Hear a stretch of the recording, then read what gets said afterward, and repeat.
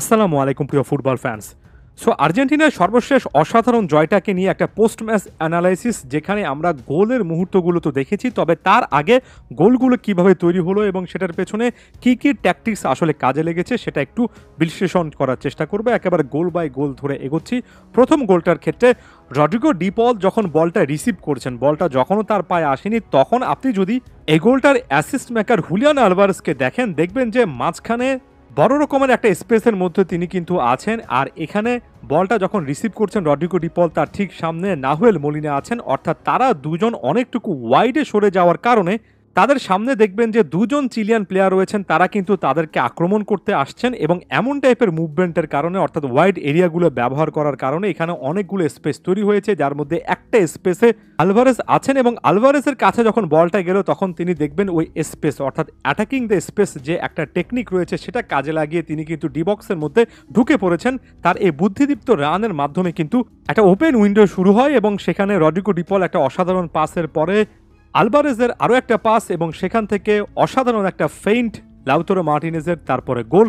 এক কথায় অসাধারণ গোলটার ক্ষেত্রে অবশ্যই লাউতারো মার্টিনেজের সে ফেইন্টের কথা আমি আরও একবার মনে করছি, তবে তার আগে এখানে রড্রিগো ডি পল, নাহুয়েল মোলিনার মুভমেন্ট এবং স্পেস তৈরি করা এবং পকেট অফ স্পেসটাকে টার্গেট করা হুলিয়ান আলভারেজের সেই রান, সকল কিছুই সত্যিকার অর্থে পাসিং ফুটবলের একটা ব্রিলিয়ান্ট ডিসপ্লে ছিল। এরপর যে ক্লিপটা বা যে ছবিটা নিয়ে আলোচনা করবো সেটা হচ্ছে আর্জেন্টিনার এই দলটার প্লেয়ারদের অসাধারণ প্রেস করার স্কিল, এই হাই প্রেসিং অ্যাবিলিটি এবং লাগাতারভাবে প্রেস করে যাওয়া, ফার্স্ট বল কিংবা সেকেন্ড বল সিচুয়েশানে বারবার করে এমন বল উইনিং রেশিও ধরে রাখতে পারে বলে আর্জেন্টিনার এই দলটাকে অনেক সময় দুর্দান্ত মনে হয়। আমি আরও একবার বলছি, আর্জেন্টিনার এভাবে লাগাতার প্রেস করে খেলা, প্রতিপক্ষকে ভুল করতে বাধ্য করাটা লিওনেল স্ক্যালোনির আমলে আর্জেন্টিনার ফুটবলের অন্যতম বড় পাওয়া এবং এটা আর্জেন্টাইন ফুটবলের স্টাইলটাকেই আপাতমস্তক পরিবর্তিত করেছে। আগে আর্জেন্টাইন প্লেয়াররা বল পায়ে অ্যাটাকিং ফুটবলে ভালো খেলতেন, এখন বল পায়ে না থাকলেও খুবই দ্রুত কিন্তু সেই ফার্স্ট বল বা সেকেন্ড বল সিচুয়েশন থেকে তারা বলটা রিগেইন করেন, পজিশনটা আবার নিজের কাছে নিয়ে আসেন। এখানে দেখুন বলটা যখন চিলিয়ান এ প্লেয়ারের কাছে আসছে সেটা আগে থেকে আন্দাজ করতে পেরে 14 নম্বর জার্সি পরিহিত এনজো ফার্নান্দেস কি অসাধারণ প্রেসটা করেছেন এবং এনজো ফার্নান্দেসের মাধ্যমে বলের পজিশনটা কিন্তু আর্জেন্টিনার কাছে চলে এসেছে। লো চেলসোর পা থেকে বলটা গিয়েছে আলভারেজের কাছে এবং আলভারেজ দুর্দান্ত একটা ফিনিশিং করেছেন। এখানে এনজো ফার্নান্দেসের এই হাই প্রেস করার, প্রতিপক্ষ প্লেয়ারকে চার্জ করা, এটা আর্জেন্টিনার জন্য একটা গোল অপরচুনিটি তৈরি করে ফেলেছে।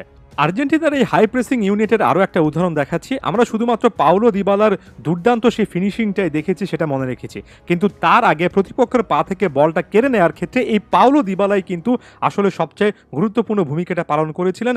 আর্জেন্টিনার ওই যে হাই প্রেসিং ফার্স্ট বল সেকেন্ড বল উইনিং সিচুয়েশনগুলোর কথা বলছিলাম, এটা রাখতে অর্থাৎ বলের পজিশনটা রিগেন করার সময় অনেক সময় স্ক্যালোনি দলকে আসলে নির্দেশ দেন যে কয়েকজন মিলে প্রতিপক্ষ প্লেয়ারকে একেবারে ঘিরে ধরতে, একেবারে কম্প্যাক্ট নাম্বার গেমের একটা সিচুয়েশন তৈরি করতে, যেখানে প্রতিপক্ষ প্লেয়াররা ভুল করবেন এবং সেখান থেকে আর্জেন্টিনা বল পাবে, এমন একটা সিচুয়েশন কিন্তু সেখানে দিবালা গার্নাচোরা তৈরি করেছেন এবং দিবালাই আসলে বলটা কেড়ে নিয়েছেন। গার্নাচো সেখান থেকে একটা রিবাউন্ড বল পেয়েছেন এবং গার্নাচো যখন দিবালাকে বলটা দিলেন, দিবালা সেখানে একেবারে ঠান্ডা মাথার দুর্দান্ত স্কিলের ফিনিশ করে আসলেন। তবে তারও আগে পাউলো দিবালার এই যে হাই প্রেস করা এবং প্রতিপক্ষকে ভুল করতে বাধ্য করা, সেটা কিন্তু পরবর্তীতে তার গোলের সবচেয়ে কি পয়েন্ট হয়েছে।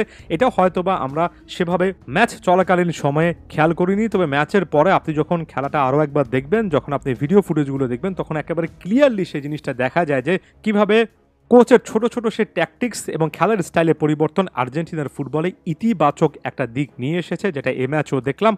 আর এই ছোট ছোট ব্যাপারগুলোর একটা বড় রকমের কৃতিত্ব কিন্তু অবশ্যই কোচের কাছে যাওয়া উচিত, কারণ কোচ একটা দলকে এমন একটা সেট আপে যদি ট্রেনিং না করান, তাদেরকে যদি সেটা করতে অ্যালাউ না করেন এবং গেম প্ল্যানটা এমনভাবে যদি না সাজান, তাহলে প্লেয়াররা কিন্তু সেই জিনিসটা মাঠের মধ্যে ট্রাই করেন না।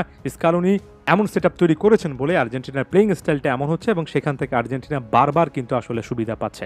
আশা করছি ট্যাকটিক্যাল এই ভিউ পয়েন্টসগুলো বুঝতে পেরেছেন। ধন্যবাদ সবাইকে।